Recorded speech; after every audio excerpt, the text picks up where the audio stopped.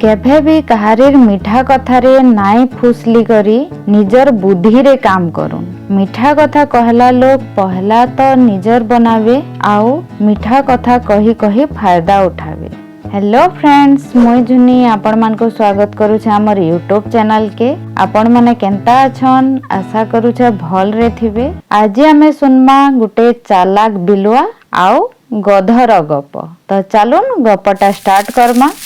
गुटे जंगल रे बहुते पशु पक्षी रहते सन। सेन गुटे चालाक बिलुआ रहतीसी जे कि सिंह राजार सांग थीसी। थरे सिंह कहबा, मोर लागी खाबार किछि व्यवस्था टे करि दियो, मोर देही खराब अछि, मुई काहे जाई नाही पारबार। सिंहर कथा सुनी करी बिलुआ गध के सुर करबा। बिलुआटा बड़ा चालाक थीसी आ गध बिचरा निरीह भोला भाला थीसी। गधर बेसी बुद्धि नहीं थे। बिलुआ कहबा, गध भाई तुमको महाराज खोजुचन, तुमे जाई करी टिके भेट पड़ी दबो, तुमको से किछि कहबार के चाहुछन। गध पचराबा, ई जंगल रे एते सारा जीव अछन और राजा मते केनता डाकले। बिलुआ कहबा, तुमे एते सुंदर अछ, एते हृष्ट पृष्ठ अछ, राजा चाहुचन जे से जेते बेले तीर्थ करी जिवे से टाइम रे जंगल रा देखा रेखा दायित्व तुमको देई करी जिवे। गध कहबा, एते बड़ काम लगी राजा मते बाछिछन, मुई किनो करि पारमी। बिलुआ कहबा, राजा काना मूर्खटे के, से किछि ना किछि भाबी करी ए कामटा तुमको देउथिबे ना। गध ठीक अच्छे चलो जिमा बोलबा। भितरे भितरे गध बहुत खुश हेउतबा। गध पहुंचीबा कि सिंह तार ऊपर झपटी पड़वा।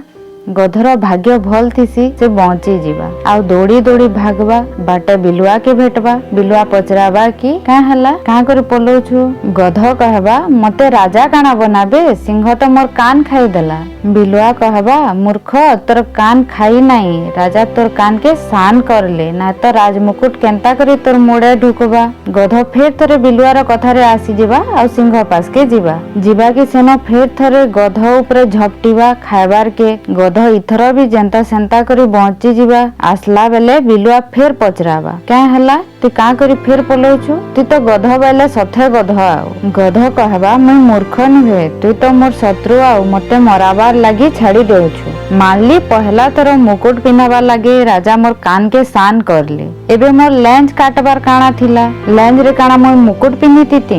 बिलुआ कहबा, अरे मूर्ख, तू जेते बेले राजा बनबू, राजगदी रे बसबू, तोर लेंज लागी तते असुविधा हेबा, सेथिर लागी तोर लेंज अलगे देले। गध बिचरा तो भोला भाला है, कहबा एंता कथा है, मुई भाबली राजा मते खाइबार के चाहुछन। बिलुआर कथारे आसी करी गध फेर थरे जीवा सिंह पास के। बाकी इथर सिंह गध के धरी पकाबा आउ तार शिकार कर देबा। इथर छड़ाबार किछि चांस भी नहीं पाए गध आउ मरी जीवा। सिंह आराम रे खाइबा। खाई सारबा की बिलुआ के पचराबा, मुई इतार गुटे गुटे करी सब अंग के खाइली, हेले इतार दिमाग तो मुई नहीं पाइली। सेते बेले बिलुआ कहबा, महाराज इतार पाखे दिमाग नहीं थाई बोली करी तो दुई थर धोखा खाइला परे भी फेर आसीथिला। दिमाग थिले कहीं आसीथिता। बहुत थर निरीह लोग माने एंता चालबाज लोग मान कन्न फसी जायसन। सबु बेले मीठा मीठा कथा कहला लो भल हेइथिबे इटा माने नाइ से।